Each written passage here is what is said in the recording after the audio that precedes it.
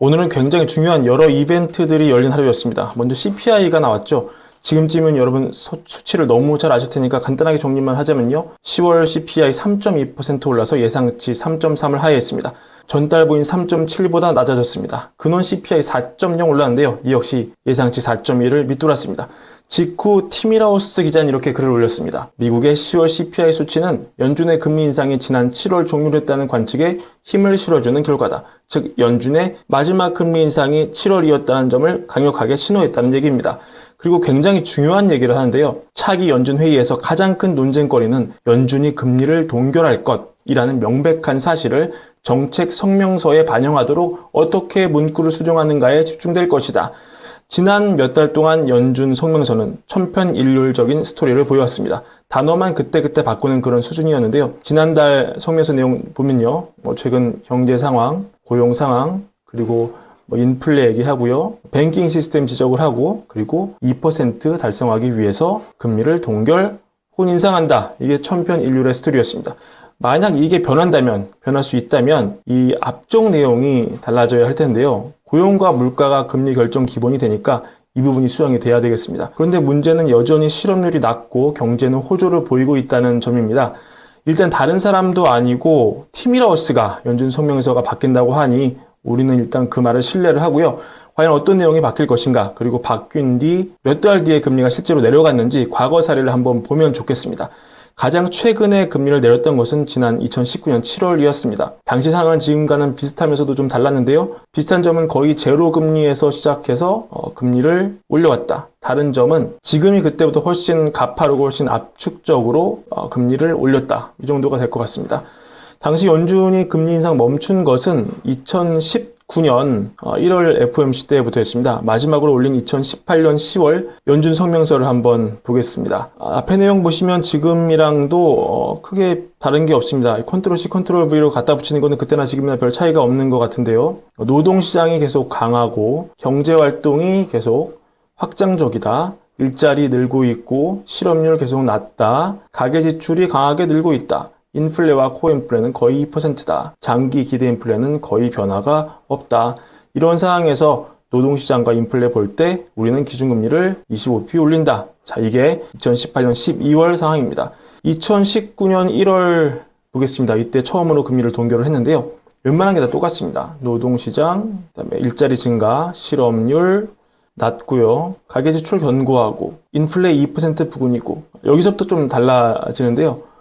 인플레이션 컴펜세이션이 낮은 쪽으로 움직이지만 장기 기대 인플레는 거의 움직이지 않았다. 그래서 이런 근거로 2019년 1월 동결을 합니다.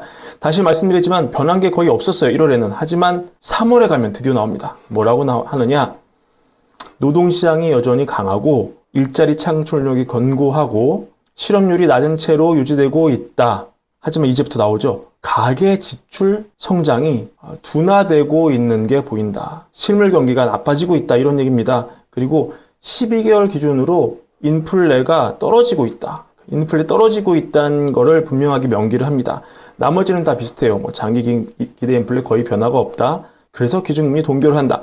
그러니까 3월에 두 가지를 찝은 거죠. 1번 가계 지출이 둔화된다. 2번 인플레가 떨어진다. 그 다음 5월 가겠습니다. 5월. 이때도 동결을 하는데요. 이때도 비슷합니다. 노동시장이 견고하고 경제활동은 단단하게 유지되고 있고 가계지출이 둔화되고 있고 장기 기대 인플레는 거의 변화가 없다. 3월과 거의 비슷합니다. 이제 7월로 다시 가면요. 7월에 연준은 금리를 내리는데 연준 성명서가 3월에 확 달라지고 4달 만에 연준은 금리를 내린 것입니다. 이때 뭐라고 했느냐? 보시면 시사점이 좀 있습니다.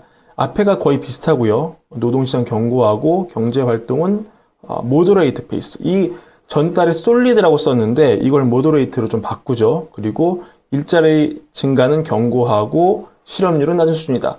그리고 이게 좀 달라졌습니다. 근데 오히려 더 좋은 거예요. 왜냐면 가계 지출 증가율이 연초 대비 조금 나아졌지만 has picked up이라는 표현을 쓰거든요. 경제가 오히려 좋아졌다는 거예요. 그래도 이달 연준은 금리를 내립니다. 왜 내렸을까요? 이걸 보시면 됩니다. 글로벌 성장과 저조한 인플레이션 압력을 고려할 때 이번엔 금리를 내린다. 자, 연준이 동결해서 인하까지 갈 때 논리가 어땠습니까? 연준 성명서 변화가 어떻게 있었죠? 2018년 12월까지 올리고 2019년 3월에 사인을 줍니다. 1번 가계 지출이 둔화된다. 2번 인플레 떨어진다. 그리고 그로부터 4개월 뒤 금리를 내리면서 어떤 논리를 갖다 붙입니까? 세계 경제가 안 좋다. 세계 경제가 안 좋다. 이게 논거가 됩니다. 그리고 인플레 압력이 저조하다. 이 두 개를 듭니다. 지금 이 상황을 현재로 가져와 보면은 연준이 7월까지 금리를 올리고 티밀하우스의 얘기대로라면은 그로부터 5개월 뒤인 다음 달 12월에 뭔가 사인 나오는 건데요. 티밀하우스 얘기가 맞다면, 지난 성명서 변화가 있다면 지난 2019년 3월에 나온 것과 비슷한 얘기가 나올 것 같습니다. 그때도 논거가 뭐였습니까? 가계 지출이 둔화된다. 인플레가 떨어진다. 그렇다면 이번에도 아마 인플레가 떨어진다. 요거 논거를 하나 삼고 다른 논거 아마 소비 관련해서 하나 논거를 신호를 줄 것 같아요. 예를 들어서 뭐가 될지는 모르겠지만 지난 10월 나온 미시간대 소비자 심리 지수를 보면 4개월 연속으로 하락을 하고 있거든요. 이런 것들에서 아마 논거를 하나 따와서 소비 심리가 둔화되고 있다. 이런 쪽으로 사인을 준 우산이 커 보입니다. 티밀하우스 얘기가 맞다면요. 그리고 실제 연준이 금리를 내리는 시점에 연준은 무슨 논거까지 들 수 있다? 글로벌 경제가 안 좋다. 글로벌 경제가 안 좋다. 인플레 압력이 저조하다. 지난 19년에는 미국이 글로벌 경제 걱정을 하면서 그걸 금리나 논거로 땡겨오는 그런 논리를 만들었습니다. 하지만 그때와 지금은 근본적으로 엄청난 차이가 있는데 그때는 인플레가 지금처럼 높지가 않았죠.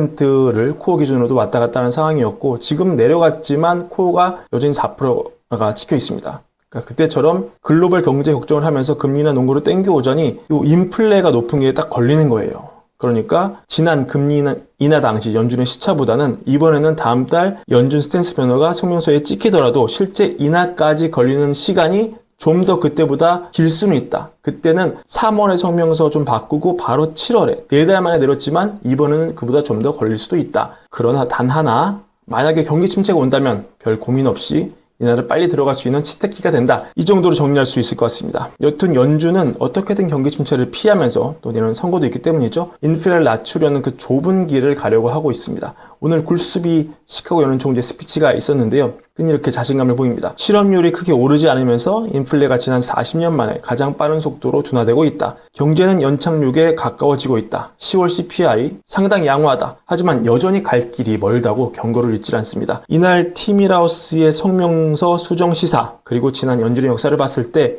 우리는 하나의 힌트는 분명하게 얻을 수 있습니다. 연준은 미국이 아닌 남의 나라 즉 유럽이나 중국 경제가 안 좋은 것도 금리나 논거로 가져다 쓸 수 있다. 설사 노동시장이 강하고 경제활동이 침체로 가지 않더라도 실업률이 낮더라도 인플레의 확실한 진압 그리고 남의 나라 경기 침체 이 두 가지가 있다면 이걸 땡겨와서 금리나 논거로 활용할 수 있을 것이다. 그래서 내년 유럽이 더 망가지고 코어 CPI가 지금보다 더 잡힌다면 지금 나오는 4%는 안 되겠죠. 가능성이 그리 높지 않을 수 있겠지만 경기 침체를 피하면서 금리 인하를 하는 굴수비의 좁은 길 이것도 불가능하지는 않겠구나는 게 오늘의 결론입니다. 오늘 브레인배운 이것을 마무리하고요. 구독과 좋아요, 월급 사랑도 부탁드립니다. 감사합니다.